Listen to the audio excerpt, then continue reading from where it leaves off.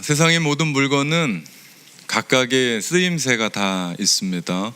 지금 우리 앞에 있는 이 마이크는 작은 목소리를 큰 목소리로 전달하는 커뮤니케이션의 도구 중에 하나입니다. 또한 제가 들고 있는 이 컵 역시도 물이나 음료를 담아내는 용기죠. 이렇듯 각각의 물건에는 쓰임이 있고 활용도가 있습니다. 모든 게 그렇습니다. 쓸모없는 건 하나도 없습니다. 그렇다면 여러분에게 있어서 기독교는 어떤 효용과 어떤 쓰임새로 여러분의 삶에 자리를 잡고 있습니까? 혹은 신앙이, 혹은 주님이. 좀 이상한 질문인 것 같은데 왜 여러분은 매번 늘 한 번도 빠짐없이 주일이면 어김없이 이 자리에서 하나님을 예배합니까? 이것에 대한 우리의 정확한 대답이 우리 안에 있어야 됩니다. 우리는 이민만 오면, 영어 좀 하면, 결혼하면, 자식을 낳으면, 대학만 졸업하면, 직장만 들어가면, 이민사회에서 영주권만 얻으면 이라는 생각 가지고 남들 다 하는 대로 지금까지 이렇게 여기까지 왔습니다. 그런데 우리의 삶이 만만치가 않습니다. 녹록지 않아요. 그렇게 열심히 살았는데 손해볼 때가 있습니다. 대가를 다 받지 못할 때가 있어요.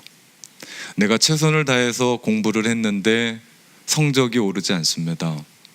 내가 그렇게 믿었던 아내가, 남편이, 자식이 속을 썩입니다. 대학만 가면 되는 줄 알았습니다. 졸업만 하면 직장이 열릴 줄 알았습니다. 자식만 낳으면 될 줄 알았습니다.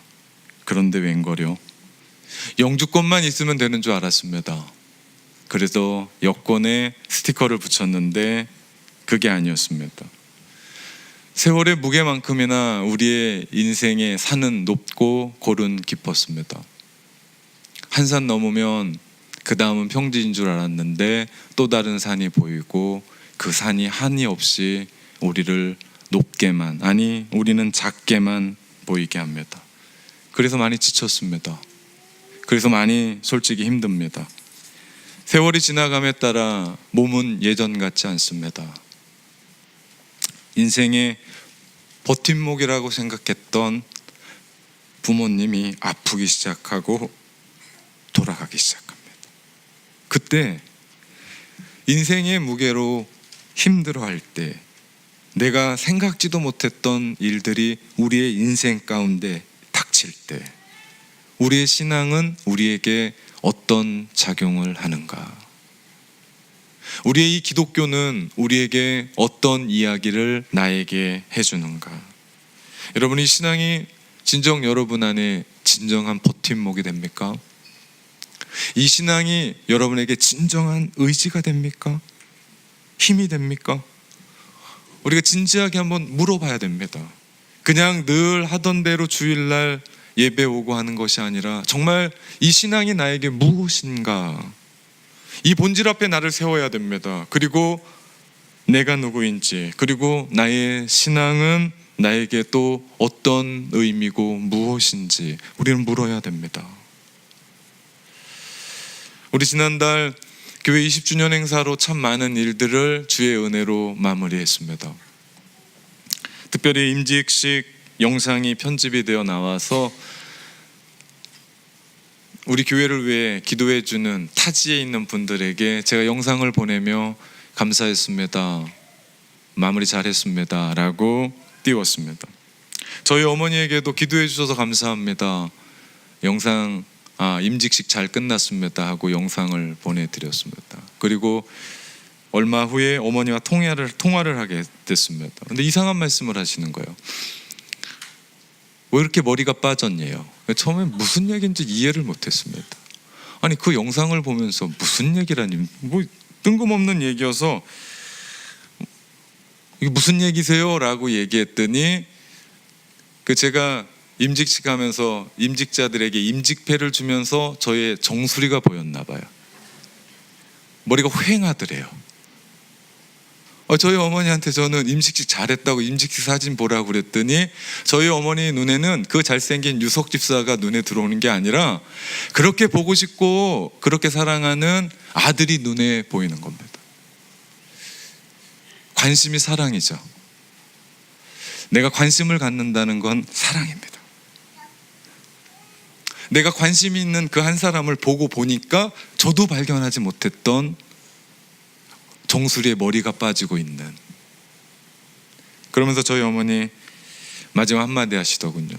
요즘 목회가 어렵냐? 머리가 다 빠지게. 내가 웃었습니다. 아니요, 어렵지 않습니다. 행복합니다. 이런 일련의 일들을 겪으면서 제가 하나님을 생각했습니다. 우리 하나님의 관심은 어디에 있을까? 변한간 그 하나님의 관심사가 저희의 쟁점이 됐습니다. 그래서 말씀을 찾고 묵상하면서 보니까 하나님의 관심사는 처음부터 끝까지 사람이었습니다. 나라고 하는 한 사람에게 그렇게 관심이 많으셨어요. 그래서 성경 곳곳을 찾아보고 읽어보니까 나라고 하는 한 사람을 만들고 작품이다, 걸작품이다, 근사하다, 그리고 세상에 내어놓는 거예요. 그리고 그 작품 자랑하면서, 그리고 나를 만든 그 분 자랑하면서 세상을 살라고 우리를 창조하시고 이 땅 가운데 보내주셨는데, 죄로 말미암아 하나님의 형상 다 잃어버리고 나를 만드신 그분이 누군지를 잃어버리고 나를 만들어 주셨던 그분이 우리 가운데 심어주신 그 뜻, DNA 다 잃어버리고 어떻게 살아가야 될지 모르고 죄 속에서 방황하고 살아가고 있는 우리, 그 한 사람 한 사람들이 하나님의 관심사였습니다.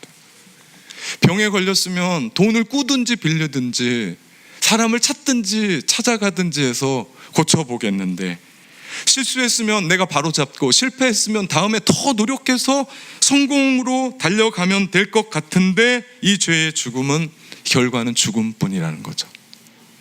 그래서 하나님께서 그 일들을 위해서 손을 쓰기를 시작합니다. 하나님께서 직접 방법을 찾으십니다. 그것이 십자가입니다. 십자가는 나를 향한 관심입니다. 십자가는 나를 향한 하나님의 사랑이에요.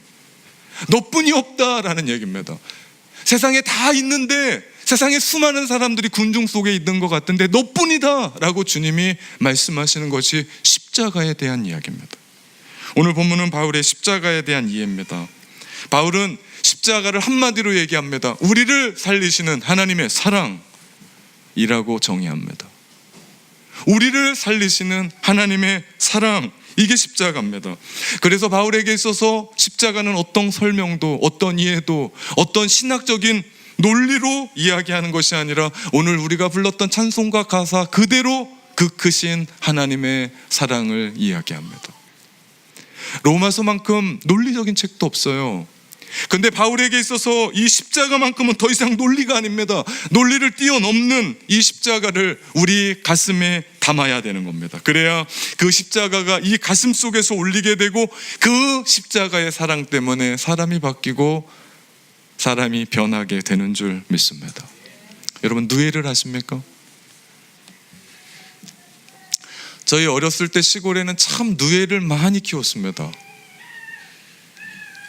이 뽕잎이요, 저희 집 동네에 사는데 뽕잎 크죠? 이 다른 잎 아닙니다. 뽕잎입니다. 뽕잎. 이 뽕잎이 누에를 통과해야만 실크가 됩니다.